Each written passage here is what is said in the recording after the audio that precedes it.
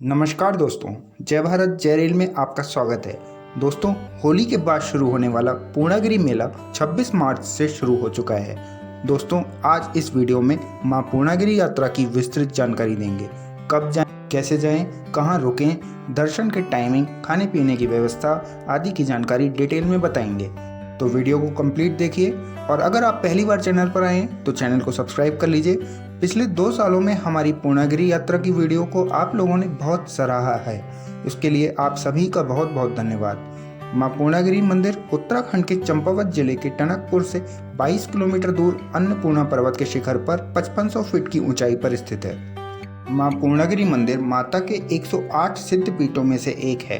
कहा जाता है कि राजा दक्ष की कन्या और भगवान शिव की अर्धांगिनी माता सती की नाभि का भाग विष्णु चक्र से कटकर यहाँ गिर गया था और इसी जगह पर अब पूर्णागिरि माता का मंदिर स्थापित है। चलिए दोस्तों, अब बताते हैं कि पूर्णागिरि यात्रा आपको सफलतापूर्वक कैसे करनी है। दोस्तों, देश में आप कहीं भी हों, पूर्णागिरि जाने के लिए सबसे पहले आपको टनकपुर आना होगा। टनकपुर रेलवे स्टेशन निरंतर उन्नत होता जा रहा है। ट्रेनों का आवागमन भी यहाँ बढ़ गया है। दिल्ली, मुरादाबाद, चंदौसी, बरेली होते हुए पूर्णागिरि जनशताब्दी एक्सप्रेस टनकपुर पहुँचती है। शक्तिनगर, प्रयागराज, रायबरेली, लखनऊ, हरदोई, शाहजहांपुर, बरेली होते हुए त्रिवेणी एक्सप्रेस टनकपुर पहुँचती है। देहरादून से हरिद्वार, नजीबाबाद, मुरादाबाद, चंदौसी, बरेली, पीलीभीत के रास्ते देहरादून टनकपुर एक्सप्रेस टनकपुर पहुँचती है।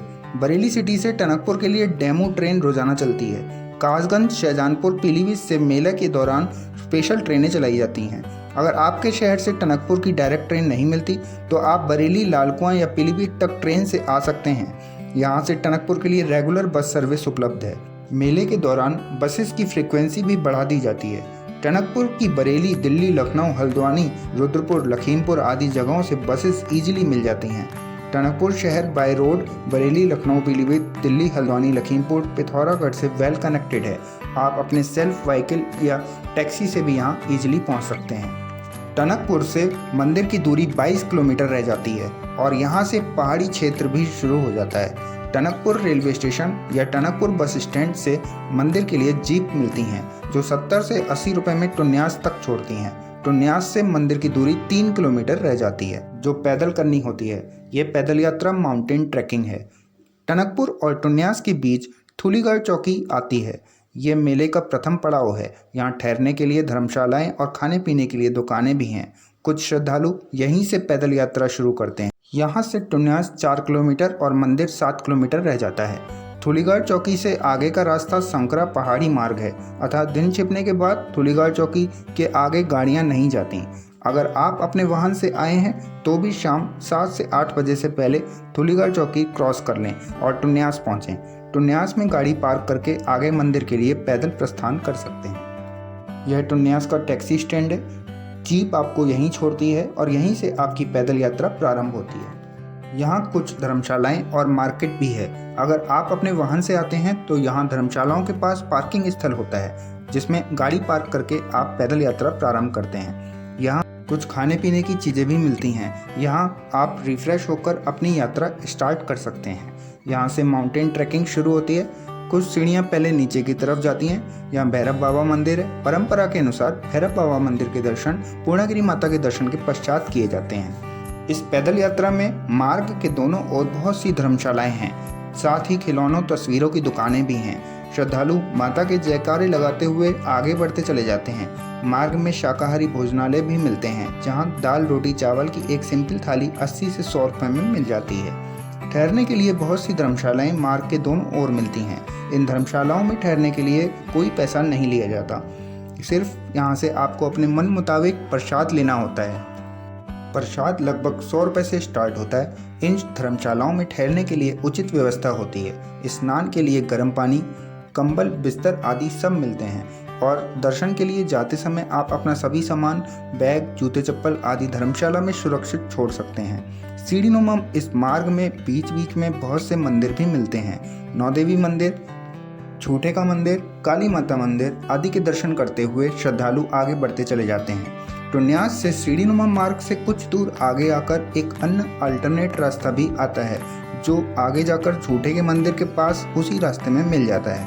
यह अल्टरनेट रास्ता सीढ़ीनुमा नहीं है, यह प्लेन रास्ता बनाया गया है। बीच में एक आध जगह कुछ सीढ़ियाँ भी हैं। मार्ग के बीच में आराम करने के लिए बेंच भी बनी हुई हैं, लेकिन इस अल्टरनेट रास्ते में कोई धर्मशाला नहीं है। फिर आपको झूठे के मंदिर के बाद ही धर्मशालाएं मिलनी शुरू होंगी। माता की जयकारे लगाते हुए श्रद्धालु आगे बढ़ते चले जाते हैं और आगे आता है काली माता मंदिर। यह स्थान रामबेड़ा है। धर्मशालाओं का ये आखिरी पड़ाव है। यहाँ के बाद आपको कोई धर्मशाला नहीं मिलेगी।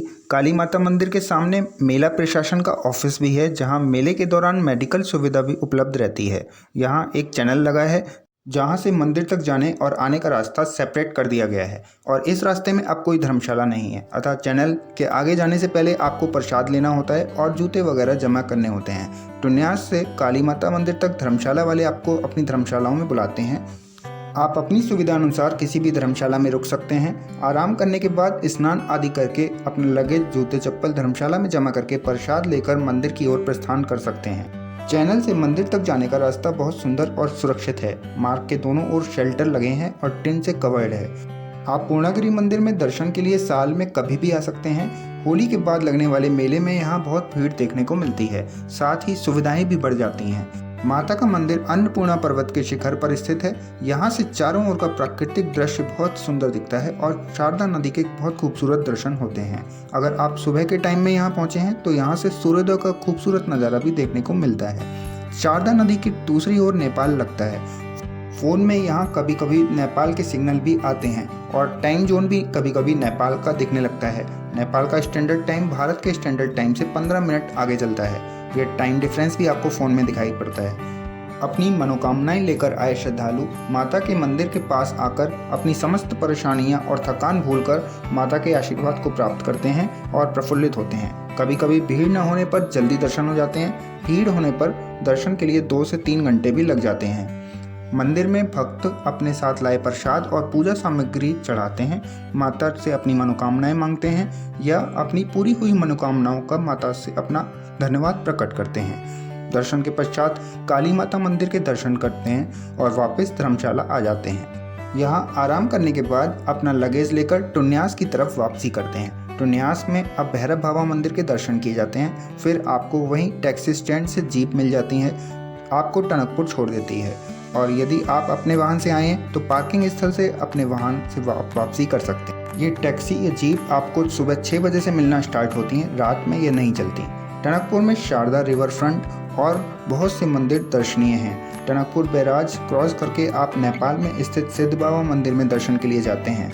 यहाँ जाने के लिए ई रिक्शा वगैरह मिल जाते हैं। सिद्ध बाबा मंदिर में दर्शन करके आप नेपाल की मार्केट भी विजिट कर सकते हैं। मंदिर के सामने ही ये मार्केट है और फिर वापस टनकपुर आकर ट्रेन या बस से अपने गंतव्य के लिए वापसी कर सकते हैं।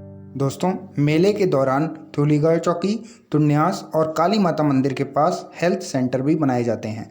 तो दोस्तों, उम्मीद है कि जानकारी आपको पसंद आई होगी और निश्चित तौर पर यह आपके लिए यूजफुल भी रहेगी। जय माता दी।